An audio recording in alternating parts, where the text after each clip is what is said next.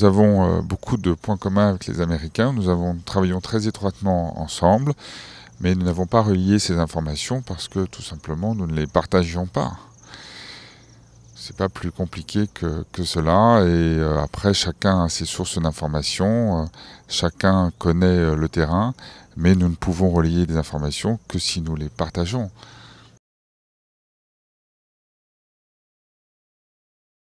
C'est à eux qu'il faut poser la question. Simplement, encore une fois, dans le monde du renseignement, chacun peut avoir des sources différentes, et avoir une perception différente, une analyse différente.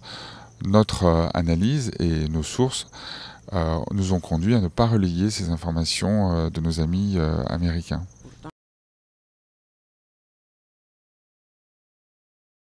Franchement, là, c'est une question qu'il faut vous poser à la fois aux autorités sénégalaises et aux autorités américaines. Moi, ce que je peux vous dire, c'est que dans le domaine de la sécurité, il faut d'abord beaucoup de vigilance et il faut beaucoup de coopération. Donc de coopération, puisque nous sommes à Matam, par exemple, avec la Mauritanie, pour échanger des informations, pour pouvoir suivre les individus, pour échanger des renseignements, pour prendre des mesures à la frontière. Ça, c'est très important.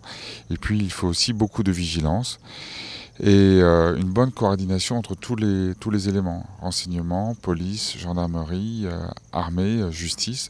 Et nous, ce que nous faisons avec les autorités sénégalaises, nous menons des coopérations de très longue date, en apportant de la formation, en pratiquant des exercices. Nous avons pratiqué, c'était avec le ministre de l'Intérieur il y a quelques jours, un exercice grandeur nature à Sali, où justement on testait la capacité de réaction et la cohérence du dispositif face à un risque d'attentat contre un hôtel. Et nous menons aussi des actions, par exemple, dans le domaine du cyber, puisqu'on le sait, le cyber, c'est un moyen privilégié utilisé par les terroristes pour mener des actions. Et donc, nous avons contribué à renforcer la division cyber de la DGPN. Voilà quelques exemples des actions que nous menons sans bruit pour renforcer les capacités de nos amis sénégalais en matière de sécurité. Maintenant, le risque zéro n'existe pas. Vous êtes dans une région difficile. Nous-mêmes, en Europe, avons connu beaucoup d'attentats. Personne, aucun pays ne peut dire qu'il est immune au risque d'attentats.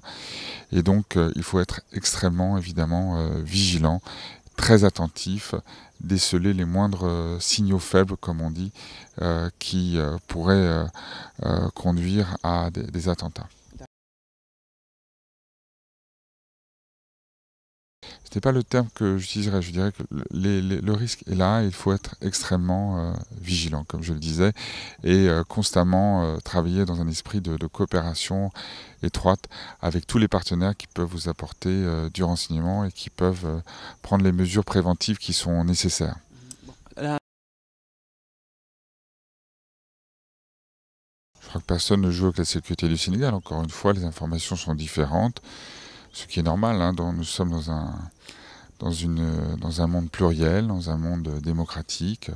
Chacun a ses sources d'informations et en fait état ou pas. Et voilà, le fait qu'il y ait une diversité d'analyses n'est pas en soi choquant.